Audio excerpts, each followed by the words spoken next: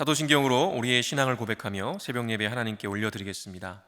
전능하사 천지를 만드신 하나님 아버지를 내가 믿사오며 그 외아들 우리 주 예수 그리스도를 믿사오니 이는 성령으로 잉태하사 동정녀 마리아에게 나시고 본디오 빌라도에게 고난을 받으사 십자가에 못 박혀 죽으시고 장사한 지 사흘 만에 죽은 자 가운데서 다시 살아나시며 하늘에 오르사 전능하신 하나님 우편에 앉아 계시다가 저리로서 산자와 죽은 자를 심판하러 오시리라.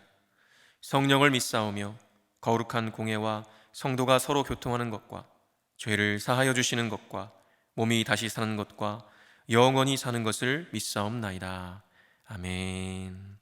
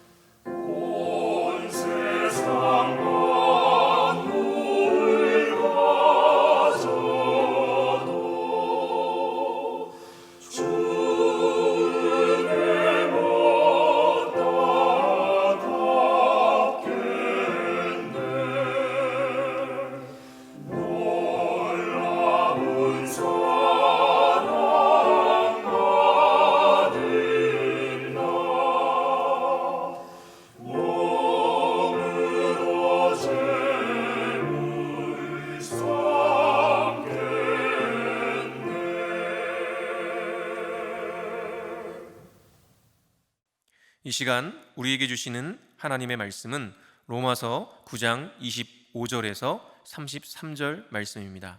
로마서 9장 25절에서 33절 말씀입니다. 제가 봉독하겠습니다. 호세아의 글에도 이르기를 내가 내 백성 아닌 자를 내 백성이라 사랑하지 아니한 자를 사랑한 자라 부르리라. 너희는 내 백성이 아니라 한 그곳에서 그들이 살아계신 하나님의 아들이라 일컬음을 받으리라 함과 같으니라. 또 이사야가 이스라엘에 관하여 외치되 이스라엘 자손들의 수가 비록 바다의 모래 같을지라도 남은 자만 구원을 받으리니 주께서 땅 위에서 그 말씀을 이루고 속히 시행하시리라 하셨느니라. 또한 이사야가 미리 말한 바 만일 만군의 주께서 우리에게 씨를 남겨두지 아니하셨더라면 우리가 소돔과 같이 되고 고모라와 같았으리로다 함과 같으니라. 그런즉 우리가 무슨 말을 하리요? 의를 따르지 아니한 이방인들이 의를 얻었으니 곧 믿음에서 난 의요 의의 법을 따라간 이스라엘은 율법에 이르지 못하였으니 어찌 그러하냐? 이는 그들이 믿음을 의지하지 않고 행위를 의지함이라. 부딪힐 돌에 부딪혔느니라. 기록된 바 보라, 내가 걸림돌과 거치는 바위를 시온에 두노니 그를 믿는 자는 부끄러움을 당하지 아니하리라 함과 같으니라. 아멘. 제가 기도하겠습니다. 거룩하신 하나님, 오늘도 주님의 십자가의 공로와 은혜로 영원한 생명을 누리게 하시니 감사합니다. 날마다 구원의 감격과 은혜를 새롭게 하여 주셔서 교만하거나 불순종하지 않도록 우리를 붙들어 주옵소서. 혹시라도 주님을 이용하여 나의 욕심을 채우려는 유혹을 떨쳐버리게 하시고 오직 주님의 뜻이 내 안에 이루어지게 하여 주옵소서. 그 어떤 은사보다 사랑의 은사를 부어주셔서 더욱 하나님을 사랑하고 의지하며 주님이 사랑하시는 이 세상의 수많은 영혼들을 사랑하게 하여 주옵소서. 오늘도 주님 앞에 예물을 드린 손길들이 있습니다. 이 예물이 쓰이는 곳마다 구원의 길로 나아가는 이들이 많이 일어나게 하시고 드린 손길 위에는 사랑의 은사를 부어 주옵소서. 예수 그리스도의 이름으로 기도합니다. 아멘. 할렐루야. 오늘도 겸손히 마음의 무릎을 꿇고 예배하시는 모든 분들에게 한량없는 은혜와 사랑이 넘치시기를 간절히 축원합니다. 오늘은 구원으로 가는 방법이라는 제목으로 하나님의 말씀 전하겠습니다. 어제는 로마서 9장의 전반부를 살펴보았는데요, 로마서 8장까지 율법이 아니라 오직 믿음으로 구원을 얻는다는 복음을 강력하게 선포한 바울이 9장에 들어오면서 자신의 개인적인 고통과 아픔을 드러냈습니다. 바로 동족 이스라엘의 대부분이 예수님을 믿지 않고 구원에서 멀리 떨어져 있다는 사실 때문이었습니다. 그런데요, 이 대부분의 유대인들이 구원에 이르지 못했다는 것 때문에 사람들 가운데는 하나님의 약속이 실패했다며 약속을 이루시는 하나님의 신실하심을 의심하는 이들이 있었습니다. 또 혈통이나 행위 같은 외적인 조건들이 아니라 하나님의 주권적 택하심으로 영적 이스라엘을 세워가신다는 것 때문에 하나님이 불의하신 거 아니냐라고 하는 반문들도 있었습니다. 바울은 이러한 반문들에 대해서 구약 성경을 인용하면서 육적 이스라엘이 약속의 씨가 아니라 영적 이스라엘이 하나님의 씨이며 하나님은 그렇게 영적 이스라엘을 통하여 여전히 신실하게 당신의 약속을 이루어가고 계시다. 또한 본래 완악한 자를 완악하도록 내버려 두신 것은 불의한 것이 아니고 토기장이가 진흙으로 다른 용도의 그릇을 만들 권리가 없겠느냐라는 말로 하나님이 의로우시다는 것을 증거했죠. 그런 가운데 바울은 다시 한번 유대인이든 이방이든 관계없이 우리 모두는 하나님 앞에서 구원받을 만한, 그분의 긍휼히 여기심을 받을 만한 자격이 없음을 확인해 주었습니다. 그렇습니다. 저와 여러분은 정말 자격 없는 자들이었습니다. 그럼에도 하나님은 자격 없는 우리에게 긍휼을 베풀어 주셔서 우리로 하여금 영적 이스라엘이 되게 하셨습니다. 정말이지 저와 여러분은 이 기적 같은 은혜를 받은 줄로 믿으시기 바랍니다. 오늘 읽은 말씀은 그렇게 진노 아래에 있던 이방인들이 긍휼의 그릇으로 택함 받아 영적 이스라엘이 되고 또 많은 특권을 받아서 누구보다 구원에 가까울 줄 알았던 이스라엘이 오히려 구원에서 멀어진 일들에 대해 설명하고 있습니다. 먼저 25절과 26절에 이렇게 기록합니다. 호세아의 글에도 이르기를 내가 내 백성 아닌 자를 내 백성이라 사랑하지 아니한 자를 사랑한 자라 부르리라. 너희는 내 백성이 아니라 한 그곳에서 그들이 살아계신 하나님의 아들이라 일컬음을 받으리라 함과 같으니라. 바울은 호세아서의 이 말씀 두 구절을 인용하고 있는데요, 호세아 선지자는 북이스라엘이 가장 강성했던 때에 활동했던 선지자였습니다. 그러나 겉으로는 강성했지만 오히려 이스라엘은 하나님을 배반하고 우상을 섬기던 상황이었습니다. 그래서 하나님은 호세아를 통해 이스라엘의 견고함과 동시에 이스라엘이 다시 돌아오기를 바라시는 마음을 담아서 말씀하셨습니다. 바울은 그 가운데 호세아 2장 23절과 1장 10절을 인용하는데요, 이 두 구절 모두 하나님께서 당신을 배반하고 우상을 섬기는 이스라엘을 내 백성이 아니다, 내가 사랑하지 않는 자다 라고 하셨지만 결국 그들을 다시 내 백성이라고, 내가 사랑한 자라고 부를 것이라고 말씀하시는 내용을 담고 있습니다. 그런데 바울이 왜 이 구절들을 인용했을까요? 그것은 바울 당시의 이스라엘 상황이 꼭 그 말씀과 같았기 때문이었습니다. 하나님이 다시 내 백성이라고, 다시 내가 사랑한 자라고 하실 것이라는 것은 이미 그 이전에 내 백성이 아니고 내가 사랑하는 자가 아니라고 하셨던 상황이 있어야 되는 것이죠. 그리고 그 상황이 바울 당시에 이스라엘에게 그대로 일어나고 있었습니다.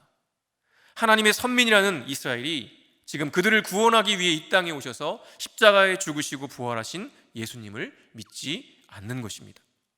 구원에 가장 가까울 것 같았던 이스라엘이 오히려 하나님이신 예수님을 미워하고 배척하고 있습니다. 결국 대다수의 이스라엘은 하나님의 백성, 즉 영적 이스라엘이 아니었던 것이죠. 그러나 바울은 하나님께서 반드시 이스라엘을 다시 하나님의 백성이라고, 사랑하는 백성이라고 하실 것이라는 그 약속의 말씀을 믿고 확신하는 가운데 이 말씀을 인용하고 있는 것입니다. 비록 지금은 예수님을 믿지 않고 구원에서 멀리 떨어져 있지만 결국 하나님께로 돌아오게 하실 것이라는 하나님의 말씀을 신뢰하는 바울의 이스라엘을 향한 그 애절한 마음이 느껴지는 대목이기도 하죠. 여러분은 어떠신가요?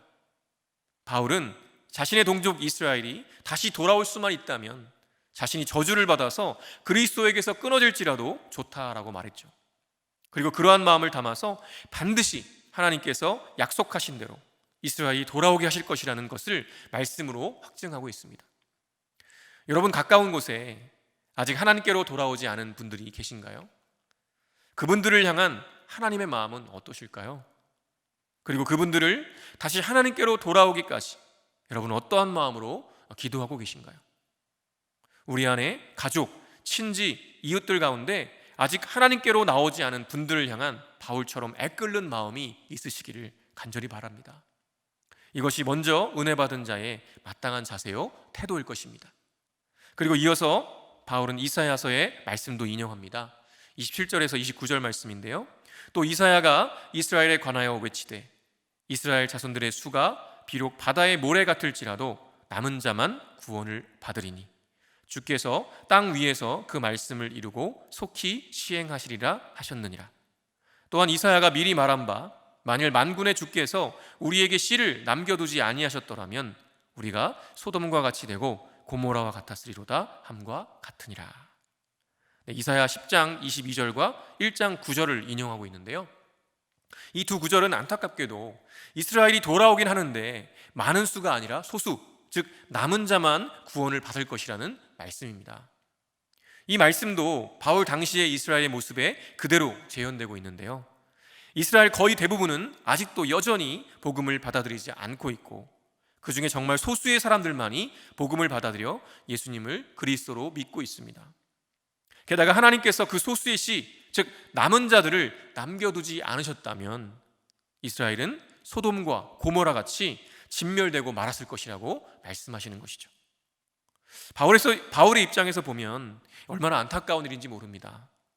특권이라는 특권은 다 받았음에도 그 백성들이 오히려 구원에서 멀어져 있는 것을 보는 바울의 심정이 어땠을까요? 바울의 애가 끓을 정도면 하나님은 또 얼마나 고통스러우셨을까요? 사실 상상도 잘 되지 않습니다. 이렇게 바울은 9장 초반에서 밝힌 것처럼 동족 이스라엘을 향한 근심과 고통의 이유를 말씀을 통해 확언하고 있습니다. 그렇지만 그 안에는 여전히 이스라엘이 다시 돌아올 것에 대한 소망을 잃지 않고 있는 것을 보게 되죠. 그리고 이제 9장을 마무리하면서 이렇게 기록합니다. 30절에서 33절입니다. 그런즉 우리가 무슨 말을 하리요? 의를 따르지 아니한 이방인들이 의를 얻었으니 곧 믿음에서 난 의요, 의의 법을 따라간 이스라엘은 율법에 이르지 못하였으니 어찌 그러하냐? 이는 그들이 믿음을 의지하지 않고 행위를 의지함이라.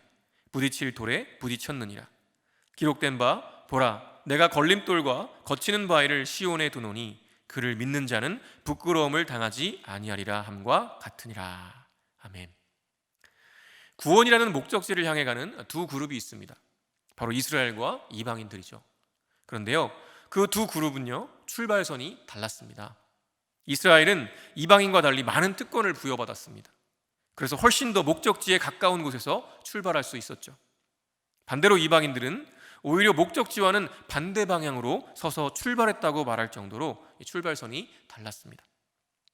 그리고 그 두 그룹은 출발선만 다른 것이 아니라 목적지로 가는 방법도 달랐습니다.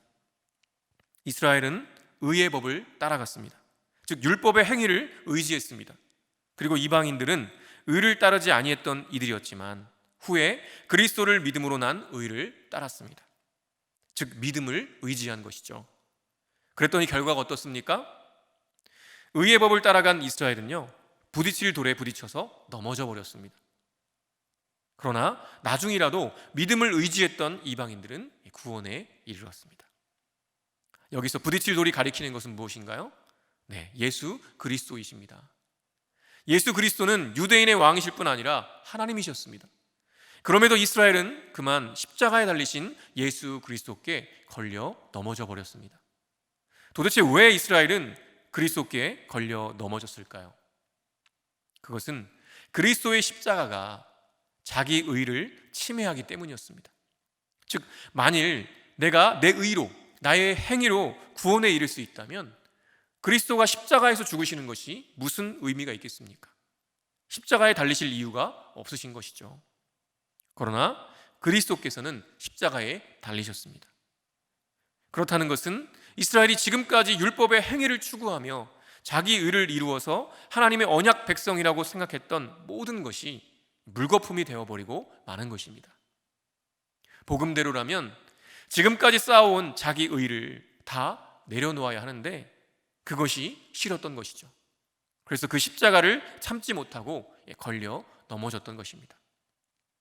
바울은 하나님의 선물인 율법을 가졌음에도 율법이 가리키는 참된 믿음을 보지 못하고 오히려 율법의 행위를 의지했던 동족 이스라엘을 보면서 참으로 가슴 아파했습니다. 왜냐하면 자기 자신도 부활하신 그리스도를 만나기 전까지는 그들과 똑같았기 때문이죠. 자신도 자기 의에 도취되어 십자가에 걸려 넘어졌던 사람이었기 때문에 그들의 마음을 너무나 깊이 공감했습니다. 그리고 또 공감하는 만큼 훨씬 더 아파했습니다. 그렇게 더욱 자기 동족 이스라엘이 속히 주님께로 돌아오기를 간절히 바랬던 것이죠. 그런데요, 이스라엘과는 달리 이방인들은 어땠습니까? 오히려 출발선이 훨씬 더 뒤처졌던 이방인들은 구원으로 가는 방법이 달랐죠. 자기 행위, 자기 의가 아니라 오직 그리스도를 믿는 믿음을 의지했습니다. 그런 이들은 그리스도의 십자가가 부딪힐 돌이 아니죠. 걸림돌이 아닙니다. 오히려 부끄러움을 당하지 않게 하는 구원의 근거가 되는 것입니다. 그래서 그리스도인들은 십자가를 자랑합니다. 그리스도의 십자가만을 자랑합니다. 왜냐하면 그리스도의 십자가가 우리를 죄와 사망에서 구원하시는 능력이기 때문입니다. 여러분은 무엇을 자랑하십니까? 여러분이 가장 자랑하고 싶어하는 것이 무엇인가요? 만일 그 자랑이 그리스도의 십자가가 아니라면 우리는 복음의 능력과 그 은혜를 제대로 알지 못하고 있는지도 모르겠습니다. 오늘 이 시간 기도하시면서 다시금 주님의 십자가 앞에 엎드려 그 깊은 은혜와 사랑을 경험하시고 오직 십자가만 자랑하시는 은혜가 있으시기를 간절히 바랍니다. 주기도문으로 예배를 마치겠습니다. 하늘에 계신 우리 아버지여, 이름이 거룩히 여김을 받으시오며 나라가 임하시오며 뜻이 하늘에서 이루어진 것 같이 땅에서도 이루어지이다. 오늘 우리에게 일용할 양식을 주시옵고 우리가 우리에게 죄 지은 자를 사하여 준 것 같이 우리 죄를 사하여 주시옵고 우리를 시험에 들게 하지 마시옵고 다만 악에서 구하시옵소서. 나라와 권세와 영광이 아버지께 영원히 있사옵나이다. 아멘.